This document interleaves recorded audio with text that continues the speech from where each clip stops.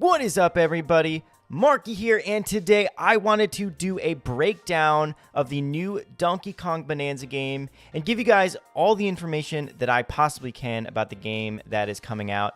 This is one that I am very excited for the Switch 2, and I wanted to talk about it. If you guys enjoy the video, please don't forget to leave a like, comment on the video, subscribe, because we are going to get right into it. Now, to start off, the game is being developed by Nintendo's EPD Tokyo Studio. So the reason that this is important is this is the studio that recently developed Mario Odyssey, and it seems like this game is taking a lot of hints from the Odyssey release. One of the cool thing about this game, and it actually was showed off in the Nintendo Treehouse gameplay, was the fact that because of the Switch 2's advanced hardware, you can actually interact pretty dynamically with the environment. So like walls, really any terrain and like landscape can be manipulated and destroyed. You can create pathways and uncover like so many different hidden areas.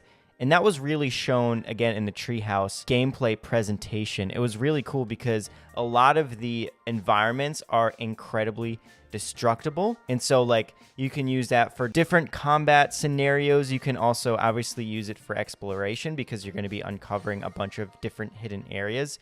And platforming, the platforming that we're used to for like Donkey Kong games is going to be totally different because now like the landscape and the pathways and everything, it can be like manipulated and destroyed, and it looked really great. Now, I mean, not only the graphics, but just the different terrains and the environments that were shown off. I really did think it was pretty cool. So one of the other things that I really was looking for, and they kind of showed off, was just the fact that it's definitely an open world game. So it's the setting is totally open world, kind of like I feel like Mario Odyssey. There's going to be a bunch of different like terrains that you can traverse. There's like mines that you can explore and islands that you can go to, and all of this is going to be where all like the secrets and different like challenges are going to be found. And again, it's like you can create the pathways through the destructible walls to uncover these hidden areas and uncover the challenges and the secrets and whatever unlockables the game has to offer. And yeah, it's going to be incredibly crazy to see all of the different open world settings that this game is going to have. It kind of reminds me of a little like Super Mario Sunshine, like the challenges that they showed in the different courses. I thought that was really interesting. In some of the gameplay, they did show off Cranky Kong. So I wonder if we will just be playing as like Donkey Kong in this game, if there's going to be other characters available.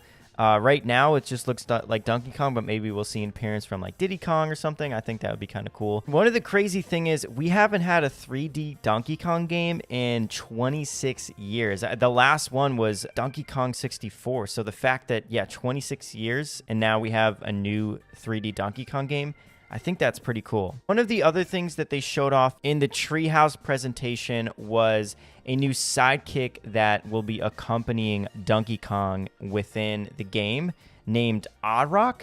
So I guess the character is going to be aimed at clearing special obstacles, navigating like different terrains. And so this sidekick aspect of it is going to be adding like different elements, almost kind of reminding me, if we're looking at Odyssey, of like Cappy, where he was able to add so many different gameplay elements to how Mario interacted with the world. I thought the cutscenes looked really amazing. Like, again, the new Donkey Kong artwork, and then like how he looks in the different cutscenes, and how far we've come from visuals from the Switch 1. One of the things that was shown off, not in the Treehouse, but another private event, is that the game remembers everything that you've destroyed, right? So everything is destructible, and the game remembers that.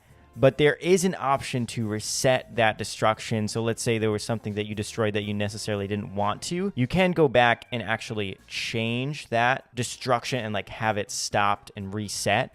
And I think that's definitely a cool detail that was pointed out, because, yeah, let's say you destroyed something, but you didn't want to. The fact that you can go back, reset it is possible, is pretty cool. Also, the fact that the game like remembers everything that you've destroyed, I mean, that's pretty cool too. So there's a lot of options when it comes to gameplay and how you want your worlds to look. So looking at the actual gameplay, it looks like the top left is going to be the health, the hearts. So that I assume that's determining how many hearts that you have. There are different currencies throughout the game that I guess you're going to be collecting, and you can use to, you know, buy different things, buy upgrades. There is like stats to see how much of a stone that you smashed, which is pretty interesting. And obviously it's going to kind of show you different buttons that you can use throughout the game for different actions. And then at the bottom right, it looks like there is a screen showing what Donkey Kong is doing at that moment. So maybe if like there's a bunch of rocks in the way of Donkey Kong, in the bottom right you can kind of still see like his animation, I guess. And that's pretty interesting too. So there's a lot of elements to this game that, yeah, is going to be really great to see. One of the things that we also saw was a terrain strength. So I wonder if the terrain strength will be an indicator of how, let's say, difficult that area of that part of the game is. So that will determine, like, yeah, again, difficulties, maybe by, again, terrain strength. So yeah, guys, that was my first impressions and information about Donkey Kong Bananza. If you have any further information, definitely leave your comments and your thoughts about the game below. I hope you enjoyed the video. If you did, don't forget to leave a like, comment on the video, subscribe. I will see you guys on the next one. Have a good one, guys. Peace.